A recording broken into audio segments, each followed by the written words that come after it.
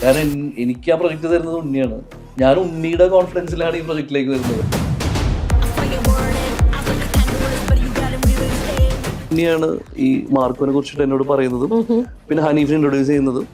പിന്നെ ഉണ്ണിയുടെ കോൺഫിഡൻസിന്റെ പുറത്താണ് ഞാൻ ഹനീഫിനെ മീറ്റ് ചെയ്യുന്നത്. ട്രോള് പോലെ തന്നെ ഇപ്പൊ കേട്ടോണ്ടിരിക്കുന്നതാണ് ഡിഫൻഡേഴ്സിന്റെയും സിഗാറിന്റെയും ഒരു വലിയ കളക്ഷൻ അതിലുണ്ട്. ഡിഫൻഡേഴ്സ്, സിഗാർസും പിന്നെ ബ്ലഡും.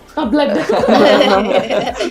ഇപ്പൊ അതിൽ ജി വാഗൺ കാണിക്കുന്നുണ്ട്, പിന്നെ ഒരു ഓഡി കാണിക്കുന്നത്, BM. ഇതൊക്കെ നമ്മളുടെ ഫ്രണ്ട് സർക്കിളിൽ നിന്നുള്ള കാർസ് ആയിരുന്നു. സീനൊക്കെ കേട്ട സമയത്ത് അയ്യോ വേണ്ട പപ്പ എന്ന് തോന്നിയോ? അങ്ങനെയൊക്കെ തോന്നിയോ? Actually, I asked my father to let me act in the movie. Oh, great. So courageous, right? ഫ്രിഡ്ജില് തലട്ടടിക്കുന്ന കുട്ടിയുണ്ട്, പക്ഷെ അത് ഫേസ് ചെയ്ത് കാണിച്ചിട്ടില്ല. അത് മോളായിരുന്നു. അപ്പൊ അതൊക്കെ അവൾ നന്നായി ചെയ്തേക്കുന്നത് നിങ്ങൾക്ക് സാധിച്ചു. ഇപ്പൊ നമ്മൾ ഈ കാർട്ടൂണിലൊക്കെ കാണില്ലേ, ഡിസ്നി വേൾഡ് എന്ന് വരുന്ന ബ്യൂട്ടിഫുൾ പ്രിൻസസ്, പ്രിൻസ്, ഇതുപോലൊക്കെ ഈ കുതിരപ്പുറത്തൊക്കെ വന്ന് ഞങ്ങളെ രക്ഷിക്കും ലാസ്റ്റ്, അങ്ങനെ ആ എൻഡ് അങ്ങനെ ആയിരിക്കും എന്ന് വിചാരിച്ചിട്ടുണ്ടായിരുന്നോ? Sometimes. Okay. Okay. But then we realized we were just dead. ഏറ്റവും കൂടുതൽ എടുത്ത ടിപ്പ് ഏതാണ്? ലൈക്ക് ഞാൻ ഇത് തന്നെ ചെയ്യും എന്നുള്ളത്. Don't be scared to go up. Actually, one of the villains, Abhimanyu, we call him Biscuit Villain. Biscuit wheel എന്നാ വിളിക്കുക, കാരണം അഭി എപ്പോഴും ബിസ്ക്കറ്റ് കഴിച്ചുകൊണ്ടിരിക്കുന്നത്. ബിസ്ക്കറ്റ് വീൽ എന്നാ വിളിക്കുക. ശരിക്കും കബീറിന് കറക്റ്റ് ആയിട്ട് പ്ലേസ് ചെയ്തൊരു സിനിമ ഇതാ. ലിറ്ററലി ഓ കബീറിന്റെ ഒരു രക്ഷയില്ലാത്ത രീതിയിലാണ് കബീർ. പുള്ളി ഒരു ബ്രദർലി ഫീൽ ആണ്. പുള്ളിക്ക് അങ്ങനത്തെ ഒരു അഹങ്കാരോ ഒന്നുമില്ല, ഒരു സാധാരണ നല്ലൊരു മനുഷ്യൻ. ഉണ്ണിയുടെ ആക്ഷൻ സീൻസ് ഒക്കെ നമുക്ക് ഒരിക്കലും എക്സ്പെക്ട് ചെയ്യാത്ത രീതിയിൽ, കാരണം ഉണ്ണി ആക്ഷൻ ചെയ്ത് നമുക്കറിയാം, പക്ഷെ ഇങ്ങനെ ചെയ്യും നമ്മൾ ഒരിക്കലും പ്രതീക്ഷിച്ചിട്ടില്ല. ഉണ്ണി അത് ഗംഭീരമായിട്ട് ചെയ്തിട്ടുണ്ട്. ഭയങ്കര It was yummy. അവരുടെ ഒക്കെ ഒരു നമ്മളോട് കാണിക്കുന്ന ഒരു ഇഷ്ടമുണ്ടല്ലോ, ഒരു ജെനുവിനിറ്റിയാണ്. അതായത് പ്രഗ്നന്റ് ആണെന്ന് ലൊക്കേഷനിൽ വെച്ചിട്ട് അറിഞ്ഞത്.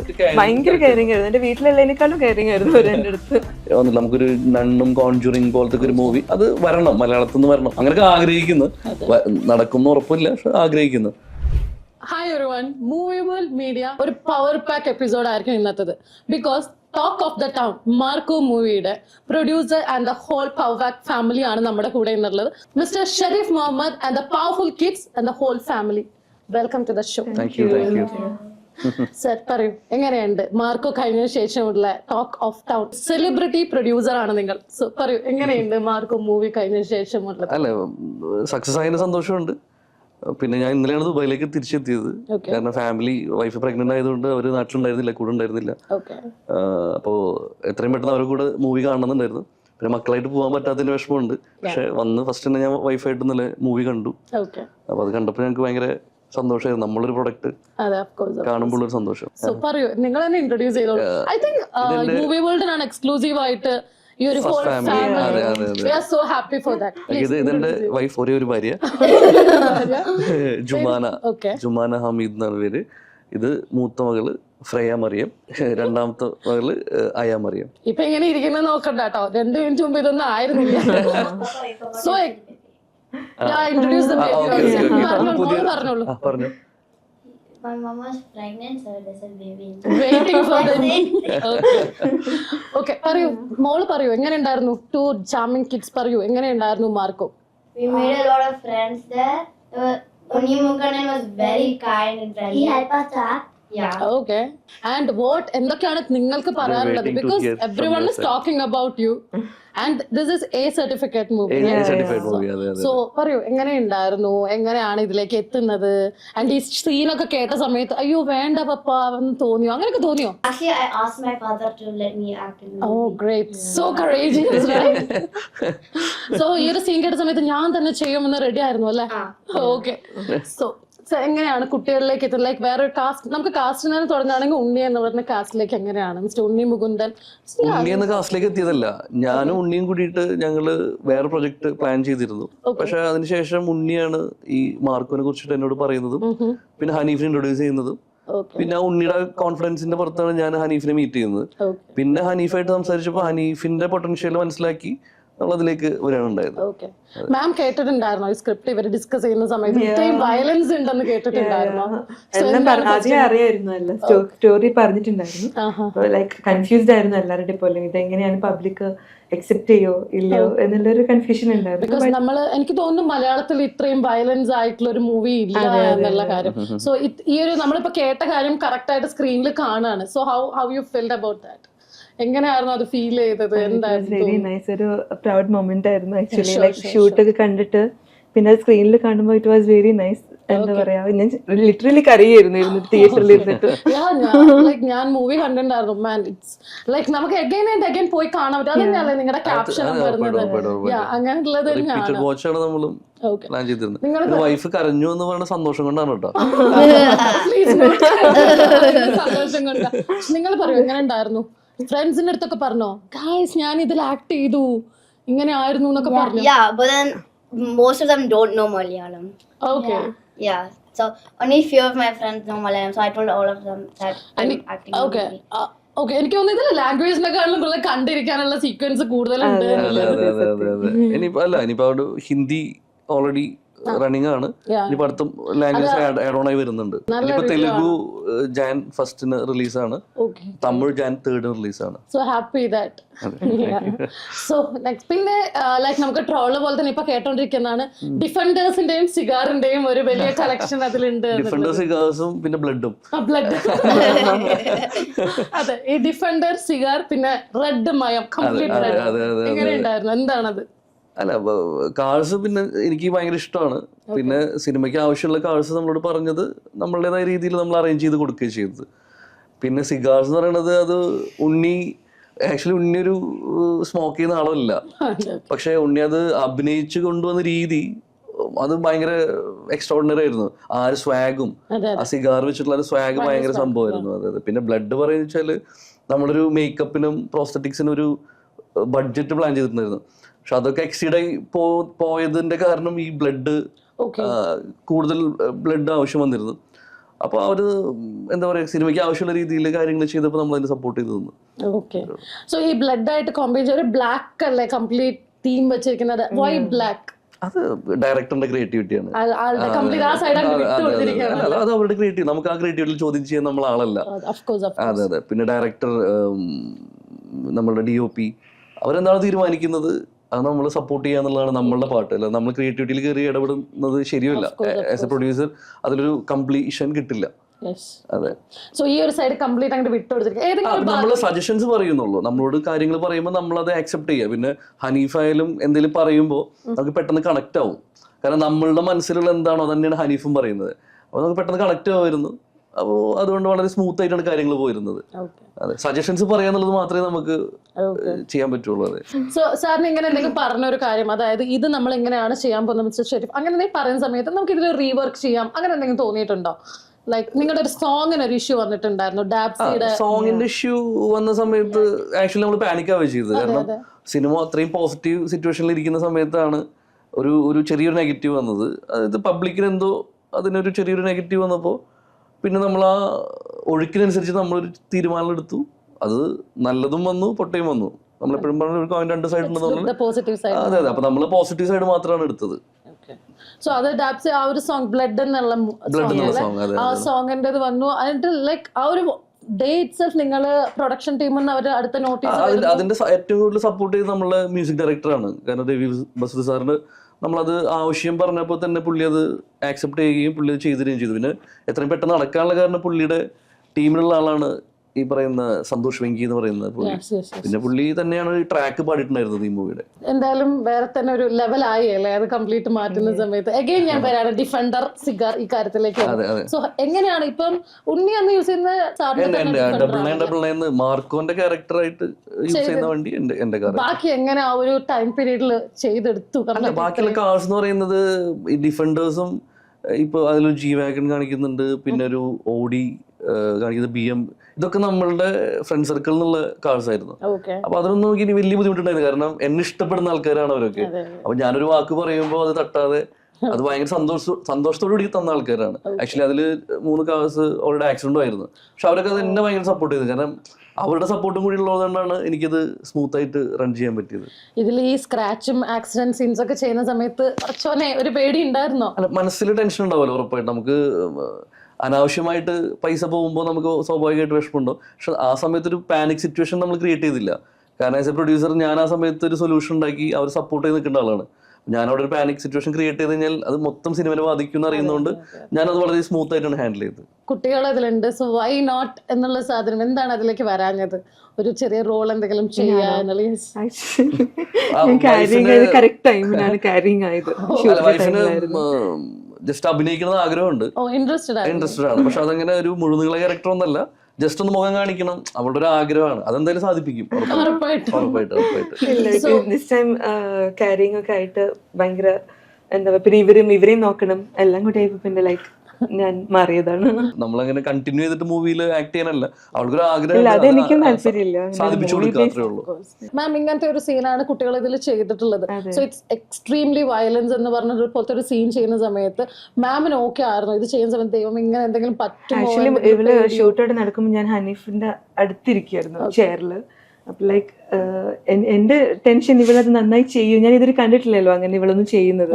അപ്പൊ ലൈക്ക് ഇവള് ഹനീഫ് എന്തെങ്കിലും പറയുമ്പോ അത് അതുപോലെ ചെയ്യുന്നുണ്ടോ എന്ന് ആണ് ഞാൻ നോട്ട് ചെയ്തിട്ടുള്ളൂ. വേറെ ഒന്നും എനിക്ക് ടെൻഷൻ ഉണ്ടായിരുന്നില്ല. ലൈക്ക് ഇത് ബിഗ് സ്ക്രീനിൽ വരുമ്പോൾ അത് നമ്മുടെ സ്വന്തം മോളാകുമ്പോൾ അത് നന്നായിട്ടില്ലെങ്കിൽ അത് ആൾക്കാർ അത് പറയുമല്ലോ എന്നുള്ള ടെൻഷൻ ആയിരുന്നു എനിക്ക്. അപ്പൊ ഹനീഫ് പറഞ്ഞു ഭയങ്കര നന്നായി ചെയ്തിട്ടുണ്ട് പറഞ്ഞപ്പോഴത്തേക്ക് എനിക്കും ഭയങ്കര ഹാപ്പി ആയി. Like Xi did it well. അപ്പൊ ആ ഒരു സന്തോഷത്തിന്റെ പുറത്തായിരുന്നു അന്ന്. ഉമ്മ അല്ലെങ്കിൽ ഉപ്പ എന്തെങ്കിലും ടിപ്സ് ഒക്കെ പറഞ്ഞിട്ടുണ്ടായിരുന്നോ ഇതുപോലെ ചെയ്യണമെന്ന്? ഏറ്റവും കൂടുതൽ എടുത്ത ടിപ്പ് ഏതാണ്? ലൈക്ക് ഞാൻ ഇത് തന്നെ ചെയ്യും എന്നുള്ളത്. സോ മൂവി കഴിഞ്ഞ ശേഷം എന്താണ് കുട്ടികളെ പ്രകടനത്തിനെ പറ്റിയിട്ട്, like the way they are acting, എന്താണ് എല്ലാവരും പറയുമ്പോൾ, എന്താ കേൾക്കുമ്പോൾ തോന്നുന്നത്? എല്ലാവരും നന്നായിട്ട് പറഞ്ഞിട്ടുണ്ട്. ഇയാളുടെയും ഒരു സീൻ ഉണ്ടായിരുന്നു, ബട്ട് അത് കട്ട് ചെയ്ത് പോയതാ തോന്നുന്നുണ്ട്. ബട്ട് രണ്ടുപേരും നന്നായി ചെയ്തിട്ടുണ്ടായിരുന്നു. ലൈക്ക് അവര് ഫസ്റ്റ് ആയിട്ട് ഫ്രിഡ്ജില് തലട്ടടിക്കുന്ന കുട്ടിയുണ്ട്, പക്ഷെ അത് ഫേസ് ചെയ്ത് കാണിച്ചിട്ടില്ല, അത് മോളായിരുന്നു. അപ്പൊ അതൊക്കെ അവൾ നന്നായി ചെയ്തായിരുന്നു. നിങ്ങൾക്ക് സാധിച്ചു? ഫ്രിഡ്ജിൽ അത് സീൻ സിനിമയിലുണ്ട്, പക്ഷെ അത് കറക്റ്റ് ആയിട്ട് കാണിക്കുന്നില്ല. മുടി പിടിച്ചിട്ട് ഇങ്ങനെ അടിക്കുന്ന സീൻസ് ഉണ്ട്, അപ്പൊ അത് ഫോക്കസ് ചെയ്ത് കാണിച്ചിട്ടുണ്ടായിരുന്നില്ല സീനില്. രണ്ടുപേരും നന്നായി ചെയ്തായിരുന്നു. ഒരുപാട് പറഞ്ഞ സ്പോയിലർ ആയി പോകും. ലിറ്ററലി നമുക്ക് ബാക്കിയുള്ള വയലൻസും ഓക്കെ ഫൈൻ, നമുക്ക് പോകുന്ന വിചാരിക്കാം, പക്ഷെ കുട്ടികളെ വെച്ചിട്ടുള്ള ഒരു വയലൻസ് സീക്വൻസ് എന്ന് പറയുന്നത്, and they done it very well, അതിലൊന്നും പറയാനുമില്ല.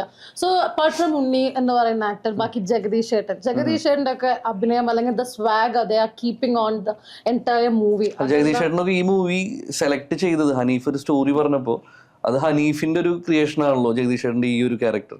അത് ജഗദീഷ് ചേട്ടൻ എത്രത്തോളം ആക്സെപ്റ്റ് ചെയ്തെന്നുള്ളതാണ് നമ്മളുടെ മുന്നിലുണ്ടായിരുന്ന ചലഞ്ച്. ജഗദീഷ് ചേട്ടൻ ഭയങ്കര ഹാപ്പി ആയിട്ടാണ് അത് ആക്സെപ്റ്റ് ചെയ്തതും. പിന്നെ സിദ്ദീഖായാലും, സിദ്ദീഖൊക്കെ എന്താ പറയാ, സിദ്ദീഖാടൊക്കെ സ്വാഗ് ഗംഭീരമാണ്. ഈ ഫൈറ്റ് ആയാലും ഗംഭീരമായിട്ട് സിദ്ദീഖ് ചെയ്തിട്ടുണ്ട്. അപ്പൊ ജഗദീഷ് ചേട്ടനും സിദ്ദീഖയുടെ ഭാഗത്തുനിന്ന് അവർ നമ്മുടെ സിനിമയിലേക്ക് വരുന്നതാണ് നമ്മളുടെ എന്താ പറയുക, നമ്മളുടെ ഭാഗ്യമായിട്ട് നമ്മൾ കാണുന്നത്. ബാക്കിയുള്ള ആക്ടേഴ്സ് എന്ന് പറയുമ്പോൾ ഈ അഭിമന്യു തിലകൻ സാറിന്റെ ഫാമിലി നിന്ന ആക്ടറാണ്. അപ്പൊ അഭിമന്യു ഒക്കെ ഗംഭീരമായിട്ട്, അത് നമുക്ക് ഓൾറെഡി എക്സ്പെക്ടഡ് ആയിരുന്നു. അഭിമന്യുവിന്റെ ഭാഗത്തുനിന്ന് ആ ഒരു പെർഫോമൻസ് എക്സ്പെക്ടഡ് ആയിരുന്നു. പിന്നെ നമ്മൾ ഞെട്ടിച്ചുള്ളത് ഇഷാൻ ഷൗക്കത്ത് എന്ന് പറയുന്ന ഉണ്ണിയുടെ അനിയനായിട്ട് അഭിനയിച്ച, നമ്മളൊരിക്കലും ഇത്ര എക്സ്പെക്ട് ചെയ്തില്ല, കാരണം പുതുതായിട്ട് അഭിനയിക്കുന്നതാണ്. പക്ഷെ ചെയ്തു വന്നപ്പോൾ ഞാൻ ഭയങ്കര ഹാപ്പി ആയിപ്പോയി. കാരണം ആക്ച്വലി ഇഷാനെ സജസ്റ്റ് ചെയ്തത് ഞാൻ തന്നെയാണ്. അപ്പോ നമ്മൾ സജസ്റ്റ് ചെയ്ത ആൾ നന്നായി വരുമ്പോൾ നമുക്കൊരു സന്തോഷം ഉണ്ടാവുമല്ലോ. അതെ. പിന്നെ ബാക്കിയെല്ലാം സിനിമയിൽ അഭിനയിച്ചല്ലോ. ആൻസൺ പോൾ എന്ന് പറയുന്നത് എൻ്റെ സ്വന്തം ബ്രദറിനെ പോലെയാണ്. എന്റെ ഉമ്മയുടെ വയറ്റിൽ നിന്നും വരാത്ത ഒരു ബ്രദറാണ്. ആ ഒരു രീതിയിൽ അത്രയും ഞങ്ങൾ സ്നേഹത്തിലാണ്. ആൻസന്റെ ഒക്കെ എനിക്ക് ഇതിൽ ഏറ്റവും സ്റ്റൈലിഷ് ആയിട്ടുള്ളത് ആൻസൺ പോളാണ്. എനിക്ക് ഉണ്ണി തന്നെ ഒരു ഇന്റർവ്യൂലോ എവിടെയോ പറഞ്ഞിരുന്നു, ഇന്റർവ്യൂ അല്ല, ഒരു തിയേറ്റർ വിസിറ്റിന്റെ ഇടയിൽ പറഞ്ഞത് എന്റെ ഏറ്റവും ഇഷ്ടമുള്ള ക്യാരക്ടർ ഉണ്ണിയുടെ ക്യാരക്ടർ മാർക്കോ കഴിഞ്ഞാൽ ദേവരാജാണ്, അതായത് ആൻസൺ പോളാണ്. അതുകൊണ്ട് എല്ലാവരും ഗംഭീരമായിട്ട് ചെയ്തിട്ടുണ്ട്. എല്ലാവരും നന്നായിട്ടാണ് സിനിമ നന്നായത്. അത് എടുത്തു പറയേണ്ടതാ. എല്ലാരും മത്സരിച്ച് അഭിനയിക്കാന്ന് പറഞ്ഞ പോലെ തന്നെ ആയിരുന്നു മൂവിയിൽ ഉണ്ടായിരുന്നത്. ലൈക്ക് ഇപ്പൊ സിദ്ദിഖ് എന്ന് പറയുന്നത് ആൾക്കുള്ള ഒരു ക്യാരക്ടർ, ലൈക്ക് നോർമൽ ഷർട്ട് മുണ്ട് ഇതെല്ലാം നമ്മൾ കാണുന്നതാ. ബട്ട് ജഗദീഷ് ചേട്ടന്റെ ഒരു സ്വാഗ് എന്ന് പറയുന്നത് ഇറ്റ്സ് എൻറ്റയർലി ഡിഫറെന്റ്. ആളങ്ങോട്ട് തകർത്ത് അഭിനയിച്ചിരിക്കുകയാണ്. And the scenes he is doing.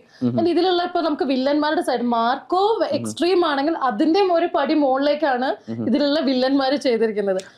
ഒരു പടി മേലെ നമുക്ക് അങ്ങനെ ജഡ്ജ് ചെയ്യാൻ പറ്റില്ല. എല്ലാവരും നന്നായി ചെയ്തിട്ടുണ്ട്. കാരണം ഉണ്ണിയുടെ ആക്ഷൻ സീൻസ് ഒക്കെ നമുക്ക് ഒരിക്കലും എക്സ്പെക്ട് ചെയ്യാത്ത രീതിയിൽ, കാരണം ഉണ്ണി ആക്ഷൻ ചെയ്ത് നമുക്കറിയാം, പക്ഷെ ഇങ്ങനെ ചെയ്യും നമ്മൾ ഒരിക്കലും പ്രതീക്ഷിച്ചിട്ടില്ല. ഉണ്ണി അത് ഗംഭീരമായിട്ട് ചെയ്തിട്ടുണ്ട്. പക്ഷെ അതിന്റെ മേലേക്ക് നിൽക്കുന്ന വയലൻസിലാണ് വില്ലനിസം വന്നതും അവരാണ്. പിന്നെ ആക്ച്വലി വെച്ചാല് എനിക്കുണ്ടായിരുന്ന ഒരു ഫീൽ എന്ന് വെച്ചാല് വില്ലൻ വയലൻസ് കാണിക്കുമ്പോൾ അത് അവിടെ ഒരു ഇമോഷൻ ഉണ്ട്. അതെ of course നായകൻ കാണിക്കുമ്പോൾ അവിടെ ഒരു ഇമോഷൻ ഉണ്ടാവില്ല, പക്ഷെ വില്ലൻ കാണിക്കുമ്പോഴാണ് ഇമോഷൻ. നമ്മളെ സിനിമയില് ഈ പറഞ്ഞ വയലൻസിൽ തന്നെ ഒരു ഇമോഷൻ കിട്ടിയിരുന്നു. അപ്പൊ അത് തന്നെ ആൾക്കാർക്ക് ഭയങ്കര കണക്ട് ആവും എന്നുള്ള പ്രതീക്ഷ ഉണ്ടായിരുന്നു. ലാസ്റ്റ് വരുന്ന ലാസ്റ്റത്തെ വില്ലന്റെ എൻട്രി ഉണ്ടല്ലോ, ലാസ്റ്റ് കബീർ. കബീർ ഞാൻ നേരത്തെ പറയാൻ വിട്ടുപോയതാണ്. കബീർ ശരിക്കും കബീറിന് കറക്റ്റ് ആയിട്ട് പ്ലേസ് ചെയ്തൊരു സിനിമ ഇതാ. ലിറ്ററലി കബീറിനെ ഒരു രക്ഷയില്ലാത്ത രീതിയിലാണ് കബീർ. ആ പുള്ളി ഒരു ബ്രദർലി ഫീലാണ്. ഒരു ബോളിവുഡിൽ നിന്നാണ്, അല്ലെങ്കിൽ പുള്ളി അഭിനയിച്ചുള്ള സിനിമ വെച്ച് നോക്കുമ്പോൾ ഇതൊരു ചെറിയ സിനിമ ആയിരിക്കാം. പുള്ളിക്ക് അങ്ങനത്തെ ഒരു അഹങ്കാരമോ ഒന്നുമില്ല, ഒരു സാധാരണ നല്ലൊരു മനുഷ്യൻ. പക്ഷെ സിനിമയുടെ അകത്ത് അങ്ങനെയല്ല. ഉറപ്പായിട്ടും ഇവരായിട്ട് ഭയങ്കര കമ്പനിയാണ്, കബീറും ഇവരും ഭയങ്കര കമ്പനിയാണ്. എങ്ങനെ ഉണ്ടായിരുന്നു ഈ വില്ലന്മാരുടെ ഇടയിൽ ഇരുന്ന സമയത്ത്? Like we literally know okay ഇതാണ് അടുത്ത സീൻ വരാൻ പോകുന്നത്. എങ്ങനെയായിരുന്നു പ്രിപ്പയർ ആയത്? Actually, one of the villains, Abhimanyu, we call him Biscuit Villain. Biscuit villain എന്നാ വിളിക്കുക, കാരണം അഭി എപ്പോഴും ബിസ്ക്കറ്റ് കഴിച്ചുകൊണ്ടിരിക്കുന്നത്. ബിസ്ക്കറ്റ് വില്ലൻ എന്നാ വിളിക്കുക. എല്ലാവരും ഭയങ്കര കോംബോ വർക്ക് ചെയ്തിട്ടുണ്ടാവും അല്ലെ ഇത് സെറ്റ്? ഇവരായിട്ട് ഭയങ്കര ഇഷാൻ എല്ലാവരും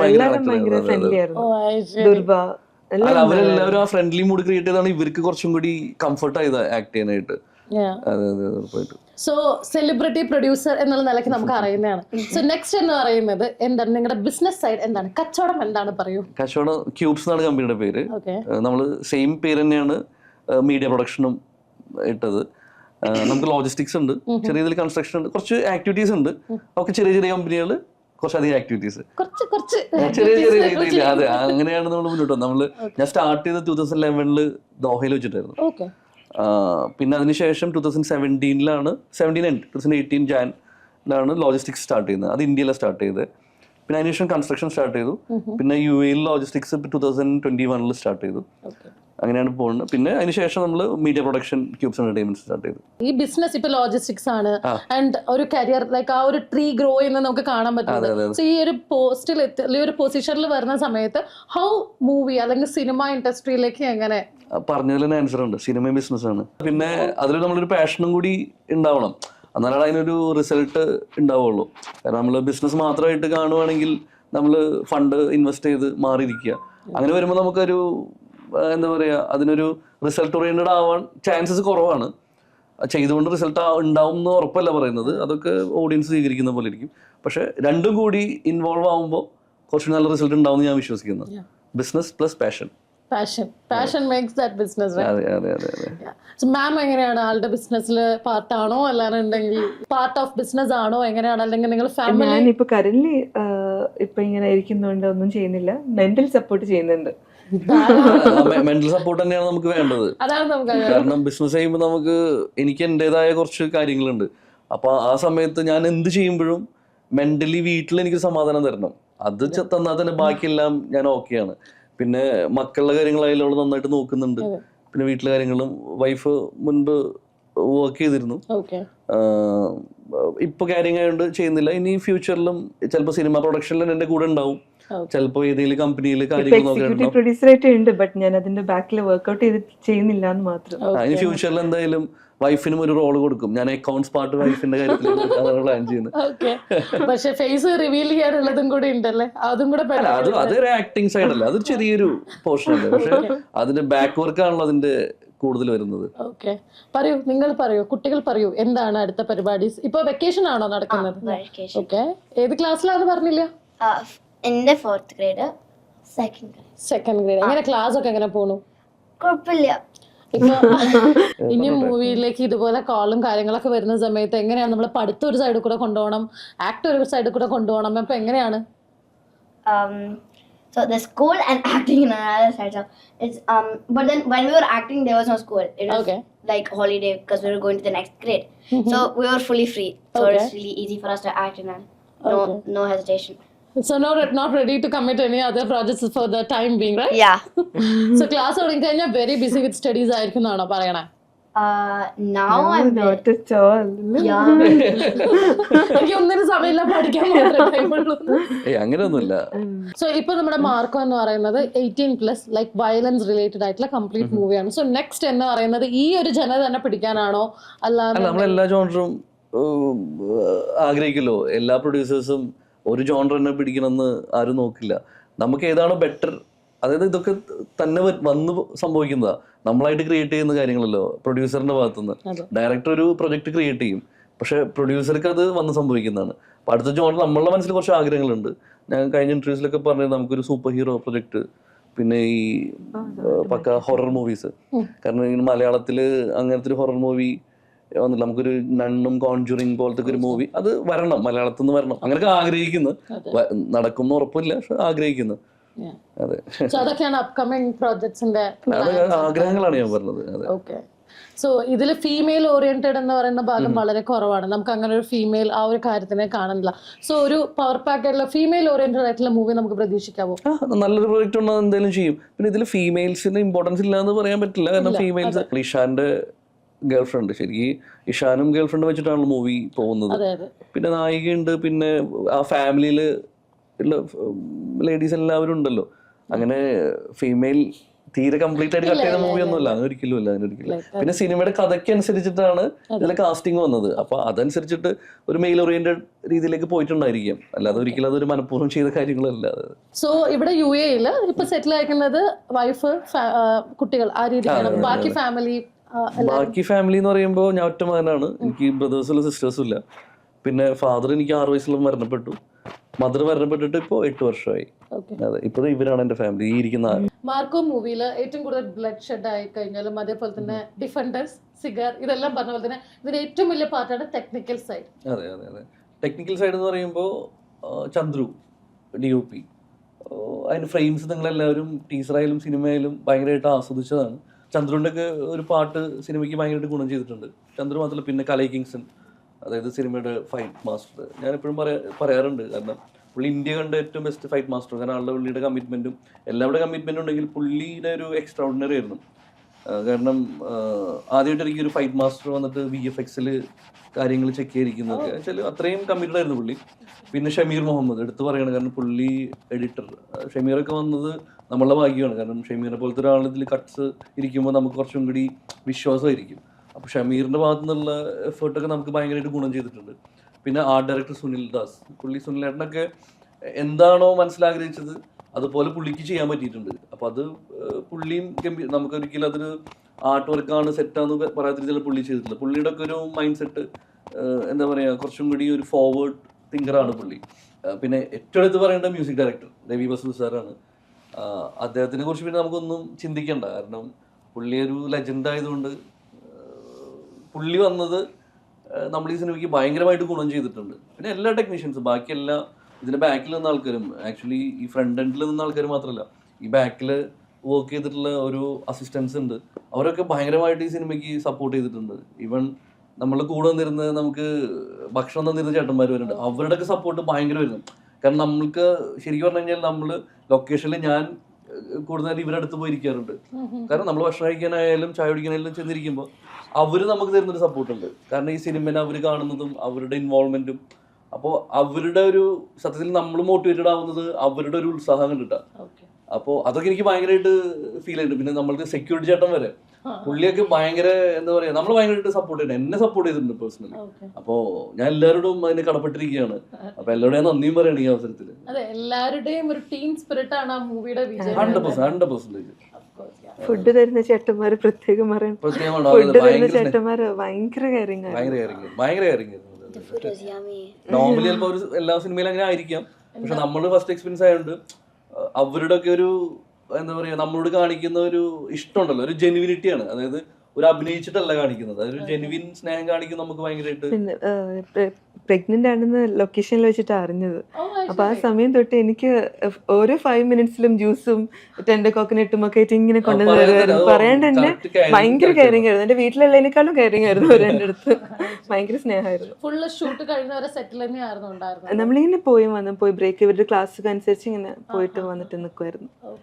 ഇപ്പം ഇതിൽ ഇത്രയും നല്ല ഗ്ലാമറസ് ആയിട്ടുള്ള വില്ലന്മാരും നമ്മുടെ ഹീറോ എക്സ്ട്രീം ഹാൻസം, അതേപോലെ തന്നെ ബാക്കി എല്ലാവരും അതിൽ ആരെയും ഒന്നും പറയാനില്ല, എല്ലാവരും ഒന്നിനൊന്നും വെച്ചാണ്. സോ ഇത്രയും ലുക്ക് ആയിട്ടുള്ള ഒരു പ്രൊഡ്യൂസർ എന്തുകൊണ്ട് അതിൽ ഫേസ് കാണിച്ചില്ല എന്ന് കൂടെ പറയും. അഭിനയിക്കാൻ അറിയണ്ടേ? അല്ല, അത് കഴിവുള്ളവർ ചെയ്യട്ടെ. നമ്മൾ അവരുടെ കഴിവുള്ള അവർ ചെയ്യുന്നുണ്ട്, എന്റെ ലിമിറ്റേഷൻ കപ്പാസിറ്റി ഉള്ള ഞാനും ചെയ്യുന്നുണ്ട്. എന്നാലും ഒന്ന് ഫേസ് കാണിക്കണം എന്ന് പോലും തോന്നിയില്ല. അല്ല അങ്ങനത്തെ ഒരു ആഗ്രഹമൊന്നും ഉണ്ടല്ലേ. ആക്ച്വലി ഈ സിനിമയുടെ കഥ പറയുന്ന സമയത്ത് ഒരു ക്യാരക്ടർ എന്നോട് ഹനീഫ് ഫസ്റ്റ് കഥ പറയുന്ന സമയത്ത് സ്ക്രിപ്റ്റ് പറയുന്ന സമയത്ത് എന്നോട് ഇങ്ങനെ പറഞ്ഞു ഈ ഒരു ക്യാരക്ടർ ബ്രോ എന്ന് പറഞ്ഞു. ഞാൻ പറഞ്ഞു വേണ്ട ബ്രോ എടുത്തു പറഞ്ഞതാണ്. ഓക്കെ, ഇപ്പൊ നമ്മൾ ഈ കാർട്ടൂണിലൊക്കെ കാണില്ലേ, ഡിസ്നി വേൾഡിൽ നിന്ന് വരുന്ന ബ്യൂട്ടിഫുൾ പ്രിൻസ് ഇതുപോലൊക്കെ ഈ കുതിരപ്പുറത്തൊക്കെ വന്ന് ഞങ്ങളെ രക്ഷിക്കും ലാസ്റ്റ്, അങ്ങനെ ആ എൻഡ് അങ്ങനെ ആയിരിക്കും എന്ന് വിചാരിച്ചിട്ടുണ്ടായിരുന്നോ? Sometimes. Okay. But then we realized we're just dead. So ഇപ്പം യൂഷ്വലി സാറിന്റെ ഫസ്റ്റ് മൂവിയാണ്. സോ അതിൽ തന്നെ കുട്ടികൾ അഭിനയിക്കുകയാണ്. സോ ഈ ഒരു മൂവിയിൽ അഭിനയിക്കുന്ന സമയത്ത് തന്നെ പൊതുവെ ലൈക്ക് നമുക്കിപ്പോൾ നോർമലായിട്ട് പറയുകയാണെങ്കിൽ ഓക്കെ ഈ ഒരു മൂവിയിൽ എന്റെ മക്കളുടെ ഫേസ് ഒന്ന് കാണിച്ചാൽ മതി, അതിപ്പോ ചെറിയ റോളായാലും മതി, അത് നോർമൽ ഫേസ് കാണിക്കുന്നു പോകുന്നു, അത്രേ ഉണ്ടാവുള്ളൂ. ആൻഡ് ഈ ഒരു മൂവിയിലെ വയലൻസ് കംപ്ലീറ്റ്, അതായത് മൂവിയിൽ എന്താണോ ആ ഒരു സംഭവം വെച്ചിട്ടുള്ളത് അതിൽ കംപ്ലീറ്റ് ഇവർ രണ്ടുപേരും ഉണ്ട്. ലൈക്ക് ആ എൻഡിൽ എന്താണുള്ളത്. So how you feel about that? എന്റെ മൂത്ത മോൾ തന്നെയാണ് എന്നോട് ആദ്യം പറഞ്ഞത് എനിക്ക് മൂവിയിൽ ആക്ട് ചെയ്യണമെന്ന് പറഞ്ഞത്, മൂവി നമ്മൾ കമ്മിറ്റ് ചെയ്ത സമയത്ത്. അപ്പോൾ ഓക്കെ, പക്ഷെ അതിന് വേണ്ടിയിട്ട് നമ്മൾ ഹനീഫ് ഡയറക്ടറോട് നമ്മൾ ഒരിക്കലും എന്റെ മക്കളെ അഭിനയിപ്പിക്കണം, അതിന് വേണ്ടിയിട്ട് ഇത് ചെയ്യണം അന്ന് അങ്ങനെ ഒരിക്കലും നമ്മൾ പറഞ്ഞിട്ടില്ല.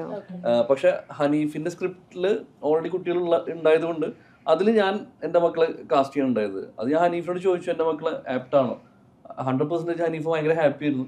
പിന്നെ ആ സീൻ അങ്ങനത്തെ സീൻ എടുക്കുമ്പോൾ നമ്മളുടെ മക്കൾ തന്നെ ചെയ്യുമ്പോൾ വേറെ ആരുടെ ഒരു കൺസെന്റ് വേണ്ടല്ലോ. അപ്പോൾ നമ്മളുടെ കുട്ടികൾ തന്നെ ചെയ്യുന്നതാണ് ഏറ്റവും നല്ലതെന്ന് നമുക്ക് തോന്നി. പിന്നെ അവർ നന്നായി ചെയ്യുകയും ചെയ്തു. അവരെ ഭയങ്കര എക്സൈറ്റഡ് ആയിരുന്നു ചെയ്യുന്നത്. കാരണം സിനിമയിൽ കാണുമ്പോൾ ഭയങ്കര ബ്രൂട്ടൽ സാധനമാണെങ്കിലും അവര് ലൊക്കേഷനിൽ അത് ഭയങ്കര എൻജോയ് ചെയ്തിട്ടാണ് ചെയ്തത്. കാരണം അതിന്റെ ഒരു വീഡിയോ തന്നെ ഞാൻ ഓൺലൈനിൽ ഇൻസ്റ്റാഗ്രാമിൽ ഇട്ടിട്ടുണ്ടായിരുന്നു. ഭയങ്കര എൻജോയ് ചെയ്തിട്ട് അവർ ഇട്ടിട്ടുണ്ട്. പിന്നെ അവര് ഭയങ്കര ജോളിയായിട്ട് അവിടെ കളിച്ച് എല്ലാവരോടും അവിടെ എല്ലാ കാസ്റ്റിംഗ് ക്രൂവിനോടും ഭയങ്കര കമ്പനി ആയിരുന്നു എല്ലാവരും. അതെ അതെ, അല്ലാതെ അവരൊരു എന്താ പറയാ ഒരു സൈഡിൽ മാറി നിൽക്കുക അങ്ങനെയൊന്നുമില്ല. അവരവിടെ കളിച്ച് എല്ലാവരുടെ അടുത്തും പോയി കമ്പനി അടിച്ച്, അവർക്ക് ഭക്ഷണം വേണമെങ്കിൽ അവർ ചേട്ടന്മാരുടെ അടുത്ത് പോയി ഭക്ഷണം ചോദിച്ച് മേടിച്ച് അവർ കഴിച്ച് ഭയങ്കര ജോലിയായിരുന്നു. പിന്നെ കുറെ വേറെ കുട്ടികളുണ്ടായിരുന്നല്ലോ, അവരൊക്കെ എന്താ പറയാ അവരൊക്കെ ഭയങ്കര ഹാപ്പി ആയിരുന്നു. ഇവരെ ഭയങ്കര അവരുടെ നല്ല ഫ്രണ്ട്സ് ആയിരുന്നു എല്ലാരും. കുട്ടികളെല്ലാരും നന്നായി ചെയ്തിട്ടുണ്ടായി. കുട്ടികളെ കൊണ്ടേ കാണിച്ചില്ല, തിയേറ്ററിൽ കൊണ്ടുപോയിട്ടില്ല. ഇതില് ടിവിയിൽ വരുന്ന സമയത്ത് ഒരുപാട് മാറ്റം, ലൈക് തിയേറ്ററിൽ നിന്ന് കണ്ട ഒരു സംഭവം ആയിരിക്കില്ലല്ലോ ടിവിയിൽ വരുന്നത്. അതെ അതെ അതെ, അല്ല തിയേറ്ററിൽ വരുന്നതിൽ ഭയങ്കരമായ മാറ്റങ്ങൾ OTT ഉണ്ടാവും നമുക്ക് പറയാൻ പറ്റില്ല. ഡിജിറ്റലി നമ്മള് എന്തായാലും കട്ട് ചെയ്ത സീൻസ് കൊടുക്കുന്നുണ്ട്. പിന്നെ അവരുടെ ഇഷ്ടമാണുള്ളത് ഇടണോ വേണ്ടതെന്നുള്ളത്. പിന്നെ മക്കളെ കാണിക്കാനായിട്ട് എന്തായാലും ഞാനൊരു പ്രിവ്യൂ ചെയ്യും ഞാൻ എന്തായാലും അവർക്ക് കാണാനായിട്ട്. ഡിസ്നിയിലൊക്കെ ഭയങ്കര ബ്യൂട്ടിഫുൾ ആയിട്ടുള്ള പ്രിൻസ് ഈ വൈറ്റ് ഹോർസിലൊക്കെ വന്ന പ്രിൻസസിനെയൊക്കെ എസ്കേപ്പ് ചെയ്ത് കൊണ്ടുപോകുന്നു. സോ അതുപോലെ എൻഡിലൊക്കെ വരും. ഞങ്ങൾ ഈ എന്റെ സിനിമ എന്റെ വരെ ഉണ്ടാവും, ഞങ്ങൾ ഇങ്ങനെ ഡെഡ് ആവില്ല എന്നൊക്കെ വിചാരിച്ചായിരുന്നോ? That we thought.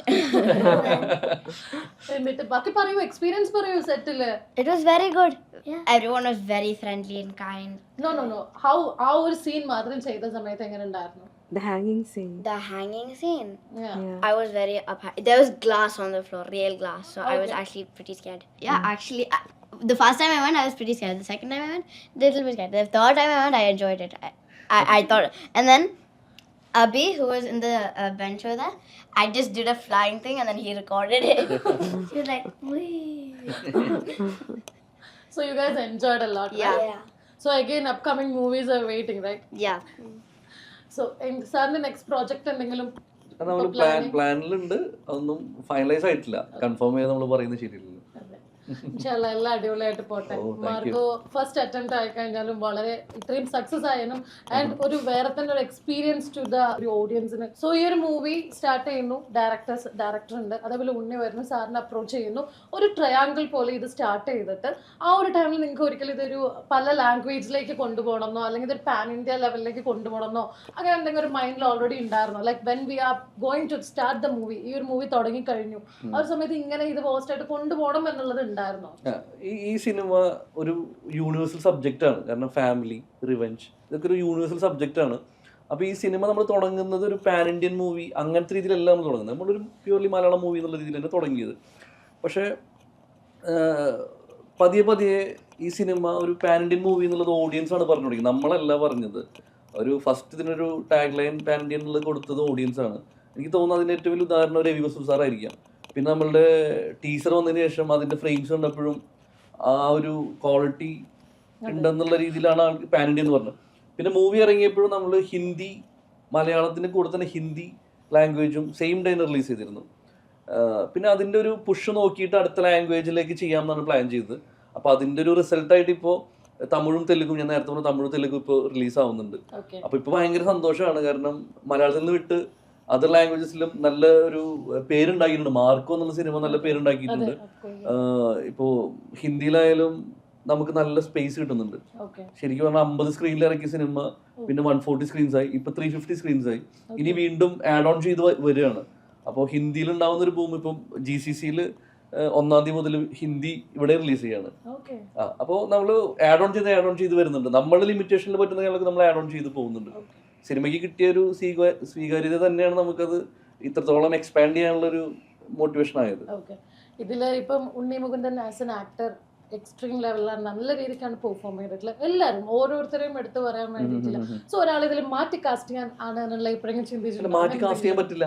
കാരണം അത് ഉണ്ണിയുടെ പ്രൊജക്റ്റാണ്. കാരണം എനിക്ക് ആ പ്രൊജക്ട് തരുന്നത് ഉണ്ണിയാണ്.